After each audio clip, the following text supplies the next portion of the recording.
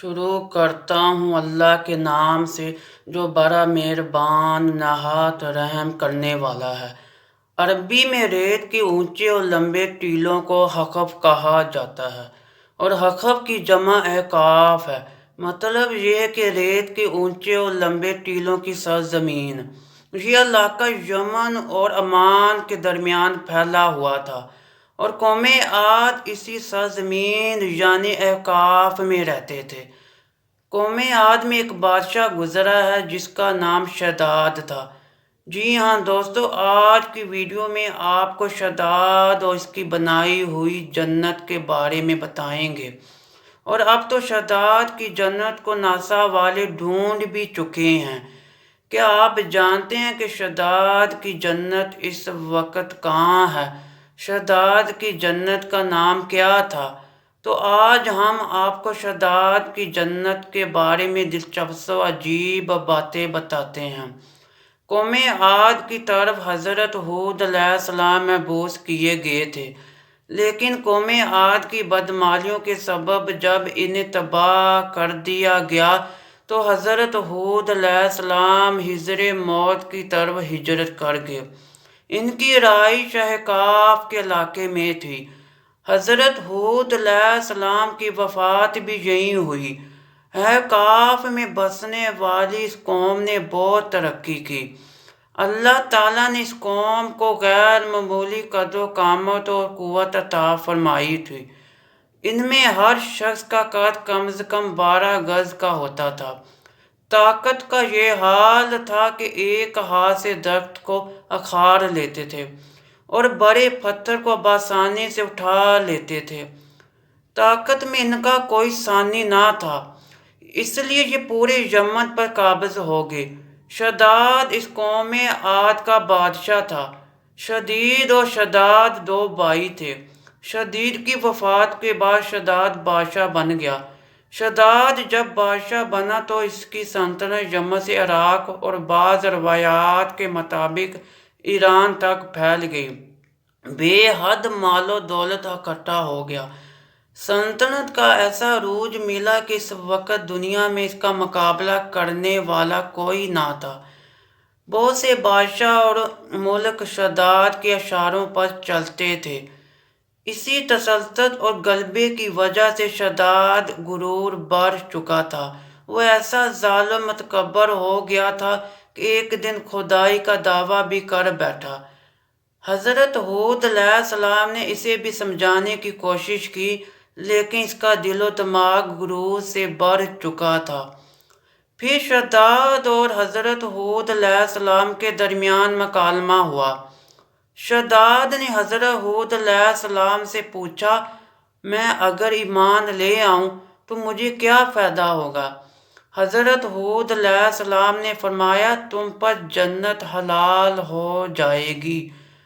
شداد کہنے لگا، کوئی بھی شخص کسی کی خدمت اور یا اطاعت اس لیے کرتا ہے کہ اس کو عزت ملے، اس کو منصب ملے، ترقی ملے، اقتدار ملے اور دولت ملے۔ مجھے تو یہ سب کچھ حاصل ہے، مجھے کیا ضرورت ہے میں کسی کی عبادت کروں؟ اور رہی جنت کی بات، مجھے اس جنت کی کوئی ضرورت نہیں۔ ایسی جنت میں خود دنیا میں ہی بنا سکتا ہوں۔ حضرت ہود علیہ السلام نے شداد کو کفر اور شرک سے روکنے کی کوشش کی، لیکن وہ باز نہ آیا۔ اس نے سلطنت کے تمام بڑے معمار اکٹھے کیے اور احقاف میں ارم کے مقام پر 20 کوس لمبی اور چوڑی جنت بنوانا شروع کر دی۔ اس لیے شداد کی جنت کو ارم بھی کہا جاتا ہے۔ شداد میں پوری دنیا سے تعمیراتی کام کے ماہرین کو اذن بجوانے کا حکم دیا۔ دنیا کے سب حکمرانوں کو حکم دیا گیا کہ سونے اور چاندی کی کانوں سے اینٹیں بنوا کر احقاف بھیجیں۔ دنیا کے تمام ممالک سے سونے اور چاندی کی اینٹیں بنوا کر شداد کو بھجوا دی گئی۔ شہر کی بنیادیں اتنی گہری کھدوا دی گئی کہ پانی کے قریب پہنچا دی گئی۔ پھر ان بنیادوں کو سنگ سلیمانی سے بھروا دیا گیا جب بنیادیں بڑھ کر زمین کے برابر ہو گئیں تو ان پہ سونے چاندی کی اینٹوں کی دیواریں لگا دی گئیں۔ ان دیواروں کی لمبائی اس وقت کے گز کے حساب سے 100 گز مقرر کی گئی۔ جب سورج نکلتا تو اس کی چمک سے دیواروں پر نگاہ نہیں ٹھہرتی تھی۔ یوں شہر کی 4 دیواریں بنا دی گئیں۔ اس کے بعد 4 دیواری کے اندر 1000 محل تعمیر کیے گئے۔ ہر محل کے 1000 ستونوں والا تھا۔ ہر ستون جوہرات سے سجا دیا گیا ہے۔ پھر شہر کے درمیان ایک نہر بنائی گئی اور ہر محل میں اس نہر سے چھوٹی چھوٹی نہریں لی جائی گئی۔ ہر محل میں حوض اور فوارے بنا دیے گئے۔ ان نہروں کی دیواریں اور فرش یاقوت، زمرد، مرجان اور نیلم سے سجا دیے گئے۔ ان نہروں کے کنارے پر ایسے مصنوعی درخت بنائے گئے جن کی جڑیں سونے کی شاخیں اور پتے زمرد کے تھے۔ ان کے پھل موتی، یاقوت اور دوسرے جواہرات کے بنا کر ان پر ٹانگ دیے گئے۔ شہر کی دکانوں اور دیواروں پر مشکوں، زعفران اور عنبر و گلاب سے سجا دیا گیا۔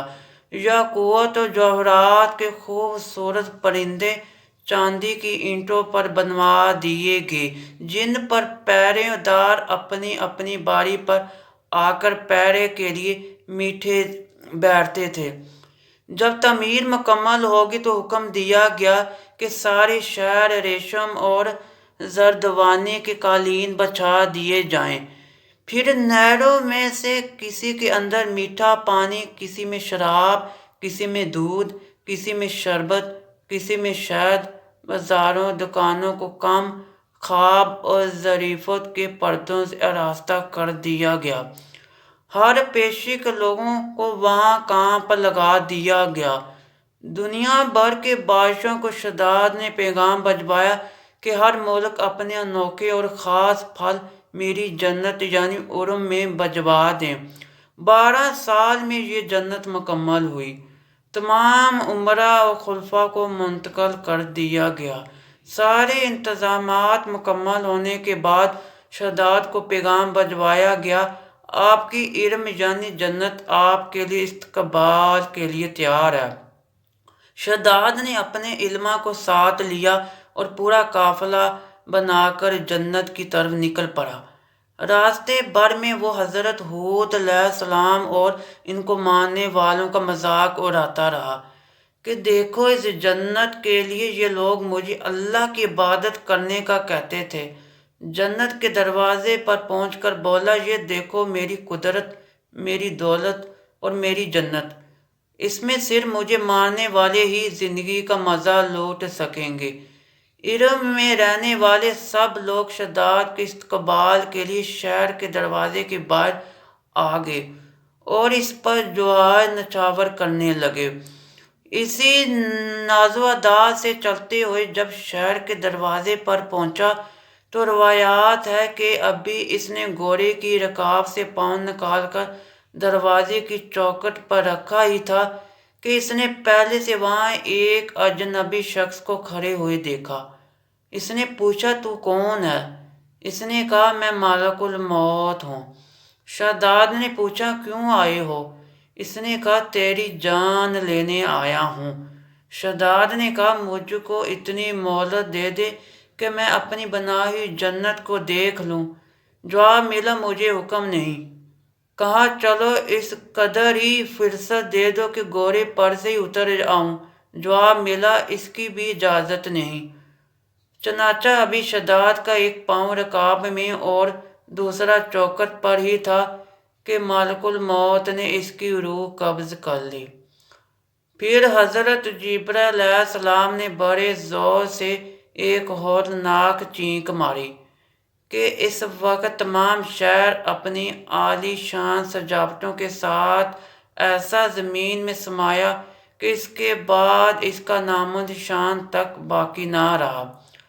قرآن پاک میں اس کا ذکر کچھ اس طرح ہوا ہے کہ وہ جو ارم تھے بڑے ستونوں والے اور شہروں سے اس کے ماند کوئی شہر شاندار نہ تھا۔ دوستوں، قوم عاد کے تذکرے کو کہانی سمجھا جاتا تھا، مگر اسی صدی میں اس شعر کے اثار برآمد ہوئے جو الربیع الخالی میں شامل ہے۔ اس شعر کے اثار 1984 میں خلائی شٹل چیلنجر کی مدد سے ناسا نے دریافت کیے، جو کہ اب عمان میں ہے۔ یہ شہر 3000 سال سے اونٹوں کے اس کاروانی راستے پر آباد تھا جہاں سے ہند، عرب اور یورپ تک کے تجارتی راستے ملتے ہیں، اور یہ اپنے زمانے کا ایک تجارتی مرکز۔ روایات ہے کہ یہ شہر ایک عظیم طوفان سے تباہ ہوا اور اسے 1000 ستونوں کا شہر کہا جاتا ہے۔ احقاف کا یہ علاقہ اس وقت عمان میں موجود ہے۔ قوم عاد و قوم سمود دونوں کے لوگ صلالہ شہر کے مضافات میں آباد تھے۔ حضرت ہود علیہ السلام اور حضرت صالح علیہ السلام کے مزارات بھی صلالہ میں واقع ہے۔ ناسا کو 1992 میں عمان کے صحرا میں ریت سے 13 میٹر نیچے ایک شہر دکھائی دیا۔